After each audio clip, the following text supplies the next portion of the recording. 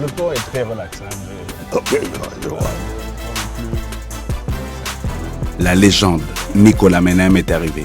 Malgré son extinction de voix, il a accepté de venir partager son histoire et au passage nous donner une leçon de vie.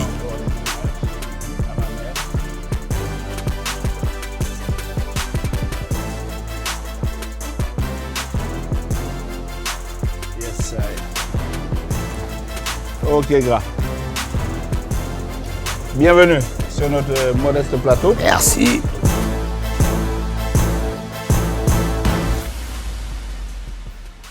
Par où commencer? Nicolas Menem, est-ce que je commence par Africando? Ou bien je vais commencer avant Africando?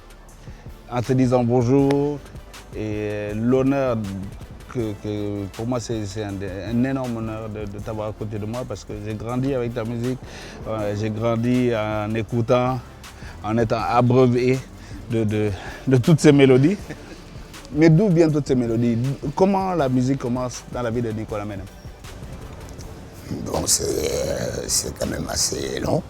Parce que, en version raccourcie. Voilà, moi j'ai commencé à faire la musique à l'âge de pratiquement 12 ans, 13 ans. Hein. Okay. J'ai fait très de la musique et en même temps je suis allé à l'école. Okay. Et ils avaient monté un orchestre à Fatick, là où je suis né. Et il y avait des cousins qui géraient le groupe Le Djunjum de Fatick. Okay. Et un jour, ils reprenaient des chansons de l'orchestre à Broadway et d'Abelardo Barroso. Okay. Alors que chez moi, j'avais l'habitude de chanter quand j'écoutais l'écho des Caraïbes avec Youssou Kanté et tout ça. Et j'avais quand même j'avais un répertoire. Et un jour, le chanteur principal, il avait des problèmes. Alors j'ai dit à mon cousin, je peux essayer. Il me dit non, il n'y a pas de problème. Ma mère leur dit, bon, il faut laisser le gosse travailler, apprendre ses leçons. Il dit, non, on va pour 1 heure de temps, on revient. On est allé à la maison des jeunes. Et j'ai repris A Esperanza de l'orchestre Sabre. A Esperanza, me vas a matar Esperanza. Depuis lors, je suis resté dans l'orchestre, mais tout en allant à l'école. Okay. Et après, le Djunjum, je suis allé à Kaolack.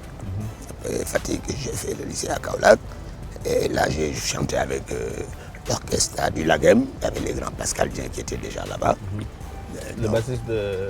Pascal Dien, le chanteur, le défunt Pascal, qui était le chanteur du Super Kayor. Super Kayor, c'est vrai. Voilà, donc je chantais avec les week-ends quand je n'allais pas au lycée. Et c'est là que je me suis concentré dans la musique, quoi. Et quand je suis arrivé, retourné un jour à Fatick, il y avait, je crois que c'était le Khalamde qui était là-bas. Il y avait, il faisait un radio-crochet. Et grand Prosper Nian, le batteur, il m'a proposé de chanter. J'ai joué Assison Bonko. Et il m'a dit, toi, je ne te laisse pas ici, il faut que je t'amène à Dakar. Alors le lendemain, il est venu voir la famille, mais bon, comme j'allais à l'école, je ne pouvais pas. Mais pendant les vacances, je venais à Dakar, je chantais avec certains groupes, tels que, il y avait un orchestre du Méridien avec le grand Sanoussi, Sidibé. Et c'est là que Bassir Lo m'a découvert, il m'a présenté au numéro 1 à Papsec. Ils étaient en ce moment au Sunrise. Et j'ai chanté ce soir avec eux et Papsec m'a dit, mon garçon, il faut que tu viennes nous rejoindre. Bon, après, entre les études et la musique, jusqu'à basculer totalement. Tu sais, la musique, c'est un cancer. Hein. Dès que ça t'attrape, il est difficile de s'en départir. C'est clair. Et alors, quand j'ai joué avec le number 1, après, je crois qu'ils ont eu l'intention de créer l'orchestre national. Du temps d'Abdourahmane Diop. Et Papsec est venu me proposer, quoi. Il m'a dit, mais bon, il faut que tu viennes me rejoindre à l'orchestre. Et c'est lui qui m'a encore amené à l'orchestre national. Donc il a été mon coach, en même temps mon grand frère spirituel. Et quand s'il a eu besoin de faire Africando, il connaissait déjà Modène, il ne connaissait pas, mais moi il ne me connaissait pas.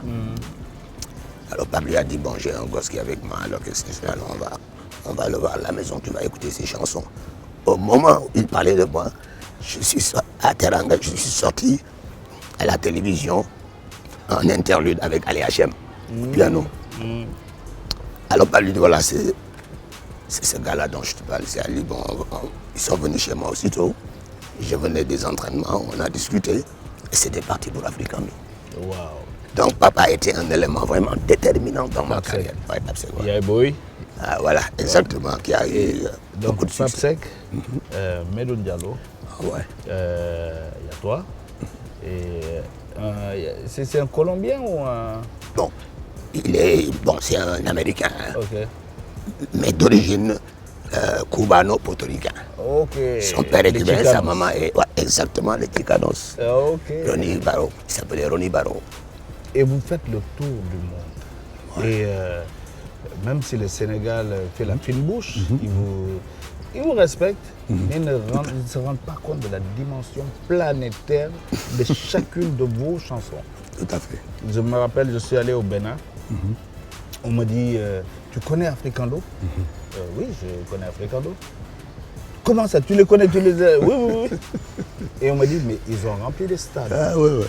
Et un peu partout où vous allez, c'est des stades que vous remplissez. Tout à fait. Et l'Amérique du Sud vous adopte. Orchestra Aragon, qui est la sommité, vous adopte et reprend même vos chansons. Tout à fait. Donc ce travail dans Africando, est-ce que tu peux m'en parler avec la vision de Silla, personnellement? Tu sais, Silla était il avait du génie en lui. C'était un génie parce qu'il a su découvrir des éléments que peut-être on connaissait, mais qu'on ne pensait pas unir pour faire un grand truc comme ça.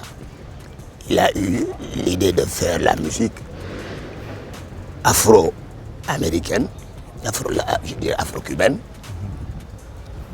avec une connotation africaine. Une connotation vraiment africaine.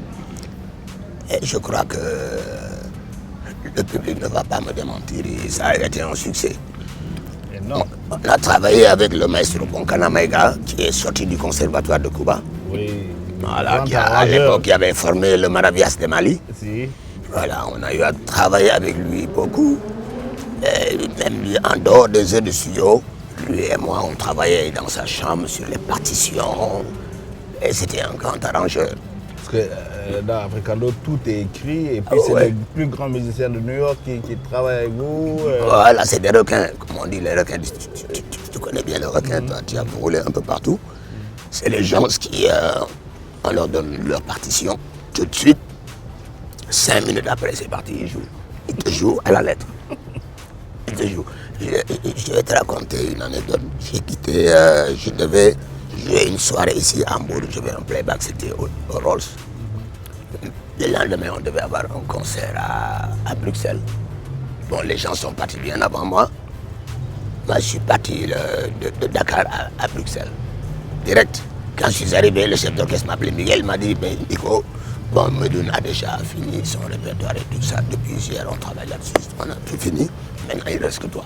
Je lui ai dit, ben, le concert demain, aujourd'hui, on a passé le temps. Il me dit, non, on laisse tomber. Demain matin, à l'heure du petit déjeuner, on va régler le problème. Je dis, ok.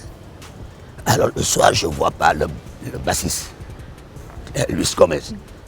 Et je ne vois pas Guillermo Feove, le trompettiste. Et je ne vois pas Bibi, le pianiste. Mais je dis, attends, ça, piano basse, ça c'est basique. C'est la base. Il me dit, non, mais j'ai d'autres musiciens. Je dis, quoi? Il me dit, non, les gars là, ils sont partis, ils étaient sous contrat avec Khaled, ils devaient aller en Martinique. Donc nous, j'ai pris deux musiciens, quoi, un bassiste, Médille. Ces gens-là, ça se voit que l'homme, il faut l'apprendre, quoi. C'est vrai. Les gars, ils ont pris mes chansons. Parce que j'avais chaque concert 8 chansons. J'avais le plus gros répertoire. Alors on a donné à chacun sa partition. À la répétition, on a pris le déjeuner, après on est parti à la salle. On a fait 1 heure de répétition juste pour mes 8 chansons. C'est-à-dire, il met le truc, le gars, 1, 2, 3, 4, bam, c'est parti. Il lit, il joue, il met de côté. Bon, deuxième chose, j'ai dit non, attends. Regarde, où est-ce que tu sors ces gars? Il me dit non, ils sont tous pareils. Wow.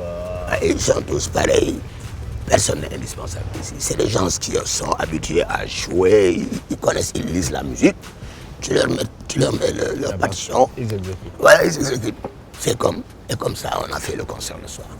Grand, pour revenir à toi, parce qu'on a décidé de te rendre hommage Merci. pour toute ta carrière et tous ces classiques que tu nous as fait.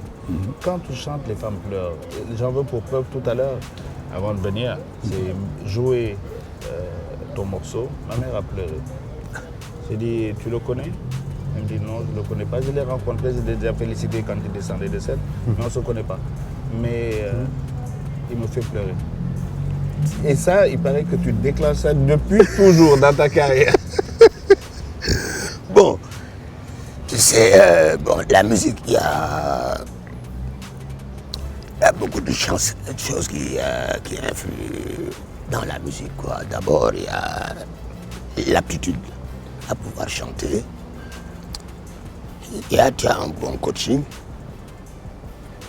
Mais le gros, c'est le divin, quoi. C'est lui qui est à la base de tout ça. Et moi, je disais toujours que quand tu chantes avec le cœur, tu touches l'autre. Mais quand c'est mécanique, comme ça, il n'y a pas trop de chances que tu puisses... bon, ça peut être rythmé, ça peut plaire à la personne, mais la sensibilité humaine, il faut que tu sortes ça du cœur. Et moi, quand je chante, je mets tout mon cœur là-dessus. Tu as dit tout à l'heure le divin. Ouais. Et le divin, ça doit être ça, cette force extraordinaire. Parce que pour un chanteur, une extinction de voix, mais tu es toujours debout, tu es présent, tu es une superstar du petit écran, tu es dans les séries. Et explique-moi ton travail sur la foi. Ah, moi, je crois fermement en Dieu. Dieu, c'est mon tout, c'est ma base, c'est ma raison de vivre. Et imagine-toi, j'ai une extension de voix qui fait 15 ans maintenant, depuis 2005. Mais de 2005 à nos jours, bon, je mène ma vie comme je dois la mener, quoi. Hein? Je sais qu'il y a les vicissitudes de la vie, il y a des problèmes, mais Dieu est toujours là pour me sortir du pétrin. Moi, je sens sa présence quand j'ai un vrai problème. Je lui parle. 24 heures après, bon, c'est parti. Moi, j'aime pas trop parler de Dieu parce que c'est trop fort pour moi, quoi. C'est mon tour, c'est mon tour. Il y a des choses, ça appartient à l'homme, quoi. Mais l'homme, Dieu a dit, tu gagneras ton pain à la sueur de ton front. Il faut gagner que Dieu. Mais le problème, c'est que il nous a donné l'intelligence, le discernement, voir le bien et le mal. Parce que si le mal n'existait pas, on ne saurait pas le bien. Donc Dieu a créé, le mal est là, c'est pour qu'on sache la valeur du bien. À l'obscurité s'oppose la clarté. S'il n'y a pas l'obscurité, tu ne peux pas avoir de lumière.